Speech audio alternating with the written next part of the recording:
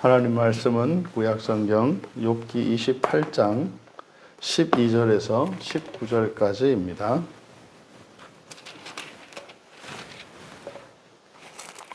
우리 같이 한 목소리로 함께 읽겠습니다. 그러나 지혜는 어디서 얻으며 명철이 있는 곳은 어디인고 그 길을 사람이 알지 못하나니 사람 사는 땅에서는 찾을 수 없구나. 깊은 물이 이르기를 내 속에 있지 아니하다 하며 바다가 이르기를 나와 함께 있지 아니하다 하느니라. 순금으로도 바꿀 수 없고 은을 달아도 그 값을 당하지 못하리니 오빌의 금이나 귀한 청옥수나 남보석으로도 그 값을 당하지 못하겠고 황금이나 수정이라도 비교할 수 없고 정금 장식품으로도 바꿀 수 없으며 진주와 벽옥으로도 비길 수 없나니 지혜의 값은 산호보다 귀하구나. 구수의 황옥으로도 비교할 수 없고 순금으로도 그 값을 헤아리지 못하리라. 아멘. 그것을 대신할 것이 없다. 그것을 대신할 것이 없다라는 제목으로 말씀의 은혜를 나누고자 합니다. 지금 우리가 욥기 27장에서부터 28장으로 계속 이어지는 이 국면은 욥이 이제 고난을 겪는 동안 친구들과의 이런 논쟁을 통해서 또 그가 가지고 있었던 의의 개념이 사실상 사람의 의로서 이 세상을 살아가는 인생 100년 동안의 세계관을 가지고 있었던 그 한계 속에서의 사람의 의였습니다. 하지만 철저하게 이 세상의 그 안전과 행복, 그 존귀와 영광이 다 사라지고 나니 의의 문제에 대해서 깊은 고민을 하게 되었고 이 세상의 사람의 의만으로는 이것이 온전할 수 없는 것임을 깨닫게 되었고 그래서 마침내 그의 세계관이 이 세상에서 이제 내세로 이 땅에서 하늘로 세계관이 확장이 일어났습니다. 그래서 이제 그가 이제 욥이 깨달은 그 깨달음이 결국 사후 세계에 대한 그리고 이제 앞으로 이어질 대화에서 이제 하나님 나라에 대한 그런 깨달음으로 이제 확장되어 가고 있는데 지금 우리가 보고 있는 문맥은 욥이 이제 사후 세계의 음부, 구체적으로는 지옥에 대해서 그리고 음부에 우리가 알고 있는 것은 음부 세계의 지옥과 낙원으로 나뉘었다는 것을 우리는 알고 있죠. 그래서 욥의 깨달음을 통해서 우리들은 내세에 대한 그 진리를 발견할 수 있고 또 교훈을 얻을 수 있겠다. 그래서 지금은 이제 욥이 사후에 반드시 하나님의 공의가 실현된다는 것, 그리고 모든 악은 반드시 다 드러나 하나님께 심판을 받게 되어 있다는 것. 그래서 그 지옥이라고 하는 것이 이 세상의 이런 어떤 고난과 고통, 그 비할 바가 아니고 정말 그에 비하면 이 세상에서 겪는 고생이나 고난이라고 하는 것은 정말 아주 사소한 것에 불과한 것이 된다라고 하는 것. 이것을 우리들이 살펴보았습니다. 12절에 그러나 지혜는 어디서 얻으며 명철이 있는 곳은 어디인고 여기서 말하는 지혜와 명철은 바로 영적인 세계 사람으로 말하면 죽고 난 뒤에 이제 육체와 영혼이 분리된 상태에서 살게 되는 사후 세계죠. 그 사후 세계에 대한 이러한 깨달음을 얻을 수 있는 지혜와 명철을 이야기하는 겁니다. 그래서 여기서 이 지혜와 명철 이것은 바로 영적인 세계에 대한 사후 세계를 인식할 수 있는 그 능력을 여기서 말하는 것이 지혜와 명철입니다. 그래서 이 지혜와 명철이라고 번역된 이 단어는 이제 호크마와 비나인데 이 두 단어는 성경에서 주로 이렇게 쌍으로 많이 사용이 됩니다. 신명기 4장 6절에서는 지혜, 명철 이것을 지식, 그러니까 지혜와 지식으로 번역이 되기도 했고, 역대상 22장 12절에서는 지혜와 총명으로 번역되기도 했고, 또 역대하 2장 12절에서는 명철과 총명으로 번역이 되어 있습니다. 그러니까 앞에 지혜로 번역된 호크마는 대부분 지혜로 번역이 되어 있습니다. 대부분. 근데 뒤에 명철로 번역된 요 비나는 이제 성경 본문에 따라서 지식으로 번역되기도 하고 또 총명으로 번역되기도 합니다. 어찌하였든 이 지혜와 명철이라고 하는 것은, 여기서 말하는 것은 바로 사후세계에 대해서 인식할 수 있는 그 지혜와 명철을 말합니다. 그러니까 그것이 어디에 있는가? 어디 있는가? 또 그것을 어디에서 찾을 수가 있는가? 지금 12절의 앞에 지혜는 어디서 얻고 명철은 어디에 있는가? 그럼 여기서 얻는다라고 하는 이것은 이제 마차인데, 여기 이제 20절에 내려가 보시면 똑같이 문장이 비슷한 내용이 있습니다. 지혜는 어디서 오며 명철이 머무는 것은 어디인고. 다시 한번 지혜와 명철에 대해서 이야기를 하는데, 20절에서는 어디서 오며라고 하고 여기서는 어디서 얻으며, 그래서 20절과 12절이 이 지혜를 얻는 것과 오는 것, 이렇게 동사가 다릅니다. 그럼 여기서 말하고자 하는 바, 지혜를 도대체 어디서 얻고 명철이 있는 것은 어디인가? 무슨 말입니까? 욥 자신이 지금 앞에서 사후세계에 대한, 음부와 지옥에 대한 이런 깨달음을 쭉 열거를 했는데, 사실상 자신이 그것을 어떻게 알게 되었는지 알 수가 없는 거예요. 근데 그냥 아는 거죠. 근데 우리는 알 수 있죠. 근데 그것은 하나님의 계시에 의존한 것입니다. 그러니까 하나님의 계시가 이제 구약에 주로 선지자들이 하나님의 뜻을 대언하게 되는데, 그때 하나님께서 실제로 나타나시고 또는 꿈으로 현몽하셔서 하나님의 진리를 주십니다. 그런데 그것이 이스라엘 백성들에게는 하나님이신 줄 압니다. 근데 이제 욥의 경우에는 어떤 방식으로 하나님이 계시해 주셨는지는 모르겠지만 그것을 욥 자신이 인식하지 못하고 있음을 아는 거죠. 만약에 우리 같더라면 여기서 이 지혜와 명철, 다시 말해서 여러분의 인생의 사후세계에 대한, 또 여러분의 일상에서 일어나는 이런 영적인 그 이치들을 깨달으면 그것이 성경에 의한 것이고 하나님의 계시에 의한 것임을 알 겁니다. 근데 욥은 그걸 모르는 거죠. 근데 알긴 아는데 그 지혜의 원천이, 그 놀라운 그 사후세계에 대한 그 지식을 자신이 어떻게 알고 있는지를 몰라요. 그러니까 이것을 통해서 욥의 이 고백을 통해서 우리가 알 수 있는 것은 어쨌든 하나님께서 욥에게 그 진리를 가르쳐 주셨다는 것을 우리는 짐작할 수 있습니다. 그 길은 13절에서 그 길은 그 길을 사람이 알지 못한다. 그래서 사람 사는 땅에서는 찾을 수가 없다. 그러니까 사실 이 사후 세계에 대한 이런 하나님의 계시, 이 사후 세계에 대한 이런 지식들은 이 세상에서, 그리고 그것에 대해서 정확하게 이거다라고 말할 수 있는 사람이 없죠.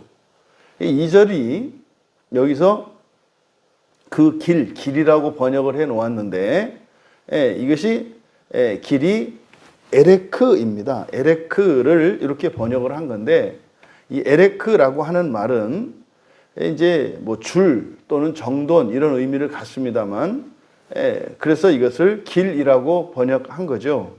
근데 이제 뒤에 있는 내용들을 보면 이제 금은 보석들에 대한 내용이 쭉 나오지 않습니까? 그러니까 이 에레크가 평가액, 그러니까 어떤 물건의 값을 매기지 않습니까? 물건 값이라는 의미도 가집니다. 이 에레크라고 하는 말이. 그래서 정돈이라고 하는 의미는 각각 정해져 있는 그것을 이야기하기 때문에 그것이 어떤 물건의 가치 평가에도 이 말이 사용이 됩니다. 그래서 이럴 때는 그 물건값 또는 그러니까 평가액이라고 번역이 됩니다.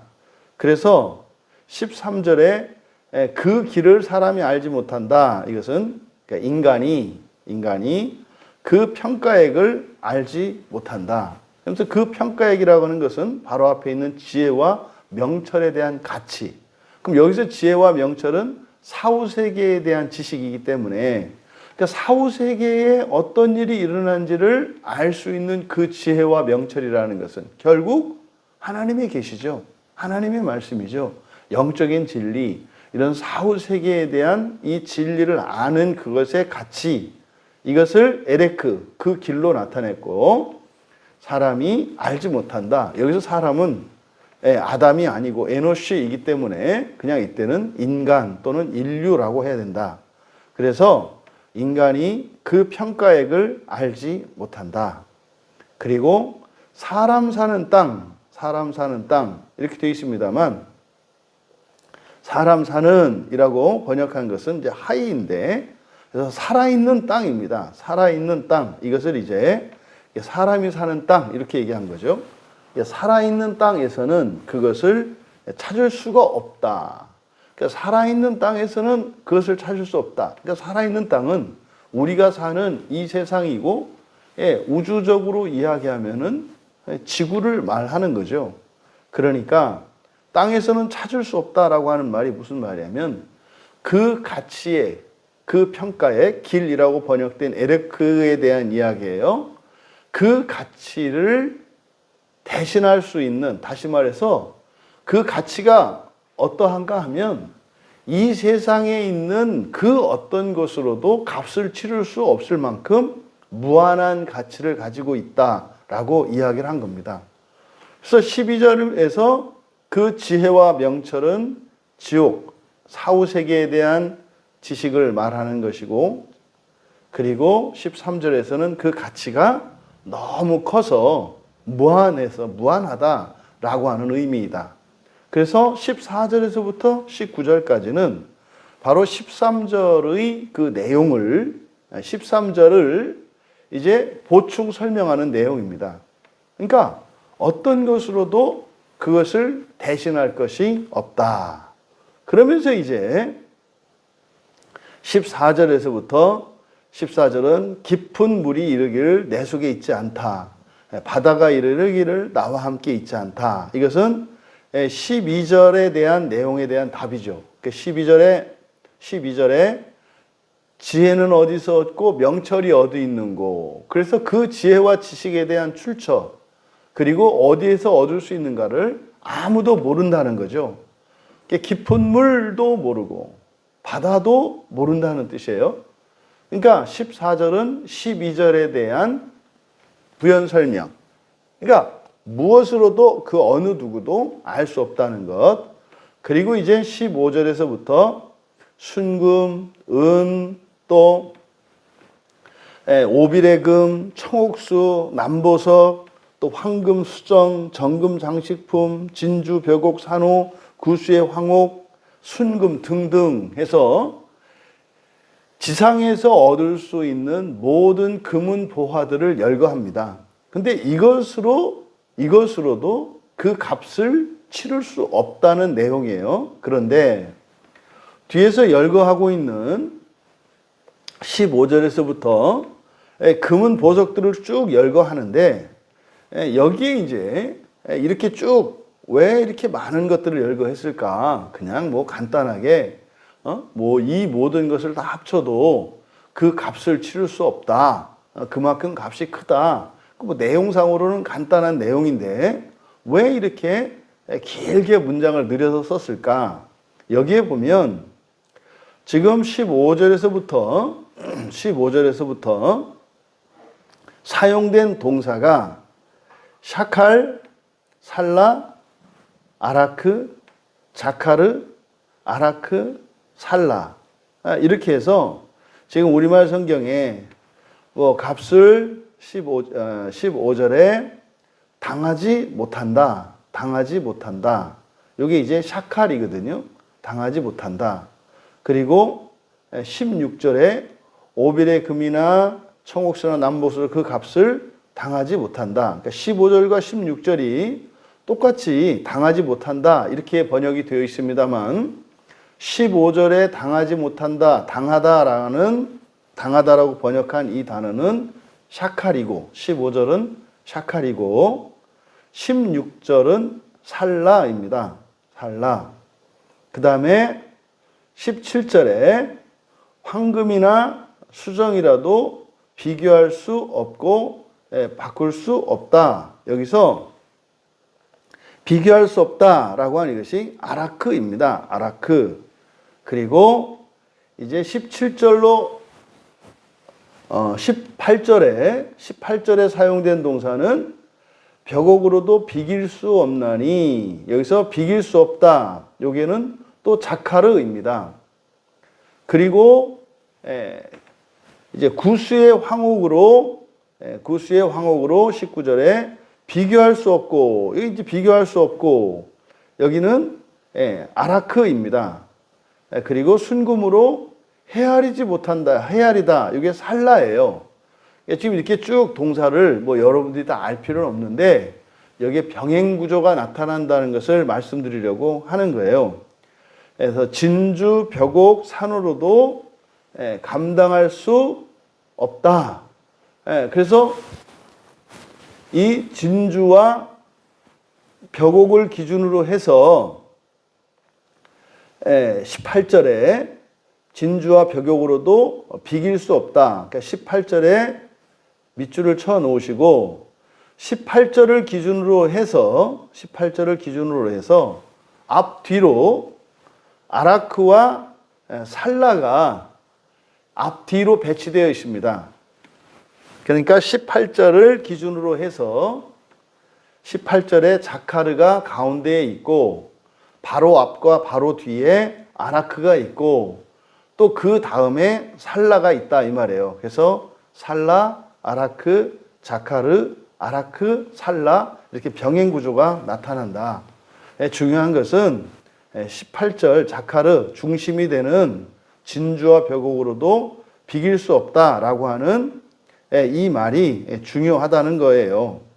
그러면 여기서 이 자카르라고 하는 자카르 이것이 바로 중심이 돼서 앞뒤로 이렇게 병행 구조를 나타냄으로써 앞에서 이야기했던 도저히 그 값을 매길 수 없다고 하는 이 사실을 그 어떤 것으로도 거기에 비길 수 없다라고 하는 말을 하기 위해 강조하기 위해서 이런 병행 구조를 썼다. 그런데 맨 앞에 샤칼이라고 하는 말은 15절에 순금으로도 바꿀 수 없고 은을 다뤄도 그 값을 당하지 못하르니 이게 금과 은에 대한 여기서 그 값을 당하다 이렇게 되어 있는데 요 샤칼 이것만 이제 병행 구조에서 제외가 돼요. 요 샤칼이라고 하는 단어는 31장 6절에 종말의 심판으로 한 번 더 사용됩니다. 그러니까 지금 이렇게 쭉 길게 여러 가지 금은 보석들을 열거하면서 동사의 병행 구조를 통해서 이 모든 것을 다 합한다 할지라도 그 지혜에 비길 수 없다는 것. 그리고 이것은 반드시 종말의 심판에 의해서 저울로 달아지게 된다는 거예요. 무슨 말입니까? 이 죽음 뒤에 있게 되는 사후세계를 결정하는 심판이 있게 되는데 그 심판에 반드시 저울을 달아보는 일이 있다는 거예요. 그러니까 우리들이 뭐 계속 이야기하는 겁니다만 우리가 하나님을 믿고 예수 그리스도를 믿고 그리스도인이 되어서 살아갑니다만 그냥 나 살아서 예수 믿었습니다. 이렇게 하면 그저 죽어서 끝나는 문제가 아니라는 거예요. 반드시 저울에 다는 심판이 있다. 심판이 있다. 그런데 그 어느 누구도 그 심판의 무게를 감당할 수 없다. 왜? 그 가치가 너무 크기 때문에 그렇다는 거예요. 그러면 지금 여기서 우리가 얻을 수 있는 첫 번째 교훈은 사후세계, 우리는 사후세계와 지옥과 낙원으로 나뉘어 있다는 것을 압니다. 그러면 지옥과 낙원이라고 하는 이것은 이 세상의 어떤 것으로도 값을 대신 치를 수 없다는 거예요. 무슨 말입니까?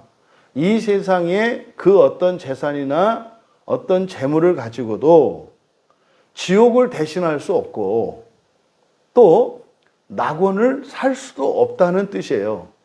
그러니까 그 무엇으로도 지옥에서 보내야 하는 그 시간을 대신할 수 있는 어떤 재물이나 어떤 공로나 헌신 이런 거 있을 수 없다는 것이고, 또 반대로 그 낙원에서의 삶을 위하여 낙원에 들어가기 위해서 우리가 값으로 치를 수 있는 것이 이 세상에는 아무것도 없다는 것을 말한다. 그러면 어떻게 우리의 사후세계의 심판이 이루어집니까? 이게 사후세계의 심판이라고 하는 것은 뭐 지옥에 얼마간 있을 것이며 낙원에 얼마간 있을 것인가를 결정하는 거죠. 그럼 어떤 사람이 지옥의 기간이 결정이 되었을 때 뭐 그 기간을 줄이기 위해서 이 세상의 그 어떤 것으로도 값을 대신할 수 없다는 거예요. 또 반대로 낙원에서의 그 시간을 사기 위해서 우리가 할 수 있는 일이 없다는 거예요. 근데 그것은 오직 하나님의 공의에 따라 결정될 뿐입니다. 그 공의라는 것은 뭡니까? 우리가 이 세상을 살아가는 동안 우리가 살았던 삶을 통해서 드러났던 우리의 죄와 허물들입니다. 이 죄와 허물들의 무게가 사후에 우리의 심판의 기준이 심판을 받는 대상이 된단 말이죠. 이것이 성경의 가르침입니다. 근데 문제는 뭐라 그랬습니까? 아니, 우리의 생전에 우리의 삶을 통해서 드러났던 죄와 허물의 결과에 따라서 지옥과 낙원이 결정되는데 어느 누구라도 그 뭐 지옥에서 시간을 줄이기 위해 할 수 있는 방법도 없고 낙원에서 보낼 수 있는 시간을 사기 위해서도 할 수 있는 방법이 없다 그랬잖아요. 아니 그러면 우리가 심판을 받았을 때 하나님 앞에서 완전한 것이 되어야 하는데 욥기를 통해서 얻는 교훈이 뭡니까?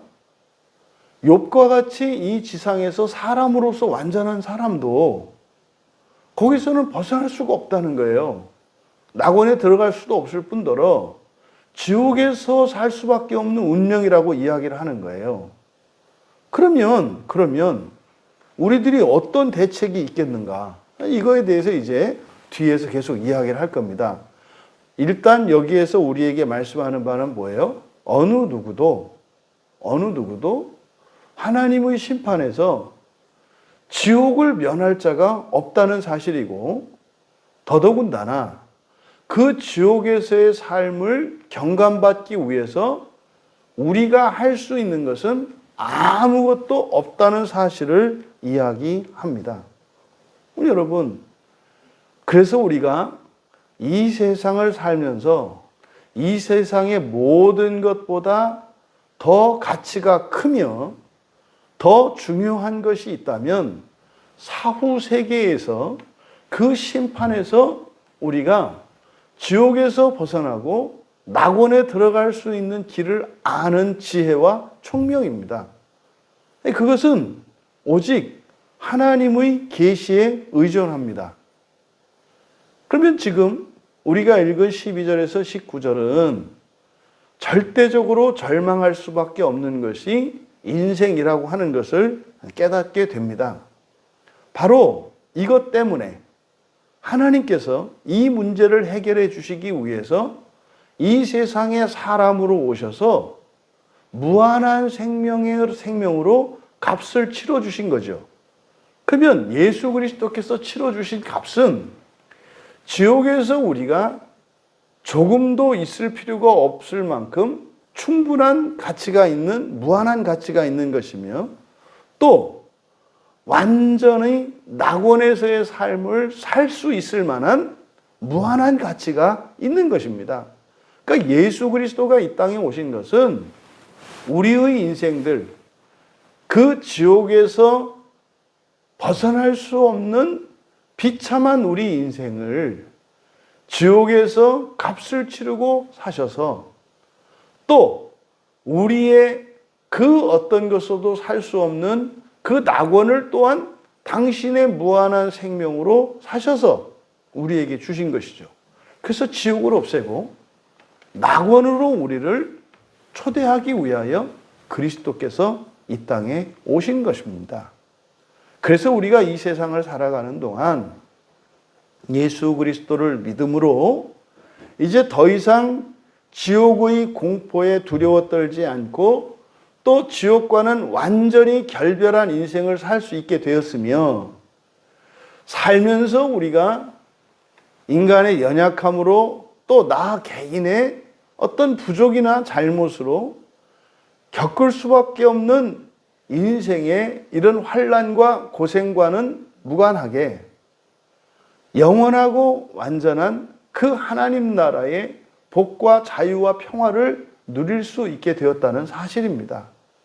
그래서 우리의 인생은 사후 세계의 예수 그리스도를 믿는 자에게 누구라도 들어갈 수 있도록 허락하신 그 낙원으로 초대하신 주님의 그 은혜의 삶을 위하여 살아가야 합니다. 그런데 그것이 현실의 삶을 방관하거나 도외시하는 것이 아니라 사후 세계에 일어나는 이러한 인생의 변화는 현실의 우리의 삶을 또한 변화시킨다고 하는 사실입니다. 이 세상에 무엇으로 대신할 것이 없는 그 놀라운 그 은혜의 가치를 알아 우리가 그리스도 예수를 믿는 그리스도인으로서 누릴 수 있는 그 특권과 영광을 누리기 위해 살아가시는 우리 모두 되시기를 주님의 이름으로 축원합니다. 존귀하신 하나님, 하나님이 사람이 되셔서 이 땅에 오시고 저희들에게 가르쳐 주신 이 놀라운 영적 진리들은 피할 수 없는 지옥의 삶을 없이 하여 주시고 감히 넘볼 수 없는 낙원에 들어갈 수 있도록 하신 놀라운 하나님의 은혜인 것을 다시 한번 깨닫게 하여 주시니 참으로 감사합니다. 우리의 힘으로는 또한 이 땅의 그 무엇으로도 얻을 수 없고 벗어날 수 없는 이 사후 세계의 영적인 구원의 원리가 우리의 인생의 첫 번째가 되게 하여 주셔서 참으로 그 종말의 심판을 준비하며 살아가는 인생이 이 세상을 살아가는 동안도 우리의 삶을 바꾸는 능력인 것을 경험하게 하여 주셔서 이 땅의 삶을 통하여 영원한 하나님 나라의 소망에 더욱 붙들리는 저희들 모두가 되게 하옵소서. 또한 이 세상의 그 무엇으로도 값을 치를 수 없다고 하는 사실을 늘 잊지 않게 하여 주셔서 오직 하나님의 은혜만을 의지하며 살아가는 저희들 모두가 되게 하옵소서. 감사하며 예수님의 이름으로 기도하옵나이다.